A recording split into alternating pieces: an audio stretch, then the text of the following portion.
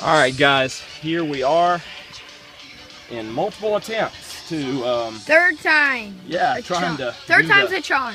Trying to do the Thundercats video. what are we calling it? The review for classics Lion-O from the Thundercats. So it comes in this cool black box. If you hear any background noises, it's her. She's annoying. So get a close up on him, Reed. This is Lion-O from MattyCollector.com, the Mattel company, excuse me, that has been releasing Masters of the Universe classics for almost a decade now, and I've been collecting 100 years? No, That's 10 a years. decade. Decade's of 10 years. Oh. 100 years is a century, right. So, here's the deal. A little information. This is the last year for MattyCollector.com. And I don't think they knew that when they picked up the Thundercats license. We were all very excited, children of the 80s, because growing up with He-Man and Thundercats on TV, you had your Squatty He-Man figures and your LJN larger Thundercats figures, and they really weren't compatible for play, but now they could be. Now all of us kids are in our 40s, I guess, and we were excited to have Thundercats and Masters of the Universe in scale. But we have been informed that Matty Collector is going away. They have given the license for Masters of the Universe Classics to a toy company called Super 7. Super 7 is hopeful that they can continue Thundercats as well, but they will have to reacquire the Thundercats license. So it's kind of up in the air. The Thundercats figures we are getting, that were already licensed and have molds and are being made, are Lion-O, of course, Panthro, Wily Cat and Wily Kit have already been released at San Diego Comic-Con 2016. And Jackal-Man is coming out next month, or maybe this month, and also a Mummy Mum-Ra. Those are the ones I know of that are getting done, and Pumira. Those are the ones that are getting done, and we can only hope that Super 7 picks up the license and does the rest of them. So, without Super 7 gonna do more He-Man, or yes, Super 7 is continuing the Masters of the Universe Classics line. So that we are thankful for. We're not really sure how it's going to all go down, but we know the line is continuing. So Reed, get a good look at that. That's what he looks like fresh out of the package. No, actually, third time out of the package. Well, yeah. So you get a short sword, a long sword of omens. You get 2 extra hands. They are both right hands, which I'm not sure why they did that. No, left hands. No, they're right. No, they're left. Honey, that's the right hand. Okay. That's the right hand. Okay? The left hand is the tiger claw. You get one to snap on and off, and then I'll show you the other one in a minute. Wait, then how do you get a normal left hand? So there is not... They are left hand. Oh, he's right, I'm wrong. They're left hands.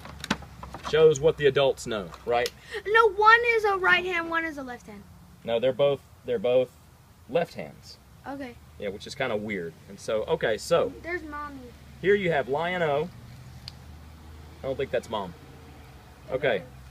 She drove right past. Okay, so I'm putting a regular hand on. So Lion-O out in the wild, like on the cartoon, would walk around with his claw shield and his sword. So you have a molded sword inside the claw shield. It does not come out. It's just for looks, but it simulates that look he had when he had his sword stored in the shield, which is kind of cool. What we had hoped for, though, that the shield, which Matty did a little bit of this, there's a groove for the sword. You can fit the sword in the claw shield, but there's no strap like this to hang on to the belt. So you can't fit this on here. And I would rather they have done that, but this does look kind of cool, and we'll be happy with that. So you snap, oh, got a big wind coming through. You snap the shield and sword set off. You can put the little Sword of Omens in Lion-O's hand. You snap the hand off. And maybe the additional left hand is just in case you lose one. And you've got the Lion-O before he does the Thundercats omen, the Thundercats chant, or whatever it's called. So we were talking about, we kind of wish that they'd done a little bit more playability with the claw shield. If it had ropes that shot out of it, like on the show, or if you could take some of the knuckles off to be like explosives, yeah, that would have been really cool. But it would have been more expensive. The more detail and stuff they put in, the more it costs. So I'm pretty happy with this. Actually, the ropes shot out of the claws. If you remember that, the claws would shoot off and the knuckles would shoot off. So anyway, it's just a basic claw shield, but it looks pretty good. So Lion-O, thunder, thunder, thunder, Thundercats, ho! And the sword grows, as everybody knows, and it is the Sword of Omens. And so just like He-Man, he holds it really well, it displays really well, can hold it up to his eyes, just like on my shirt, and say, Sword of Omens, give me sight beyond sight. So it's just a really awesome figure. And then it glows like on his shirt. Yeah.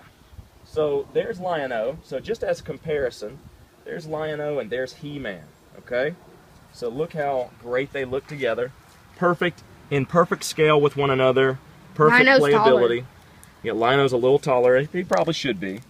And He-Man whips out the power sword, the Sword of Grayskull. And the axe. And you got, yeah, and you can have both of these guys. Thundercats, ho, and by the power of Grayskull, I have the power. There you go.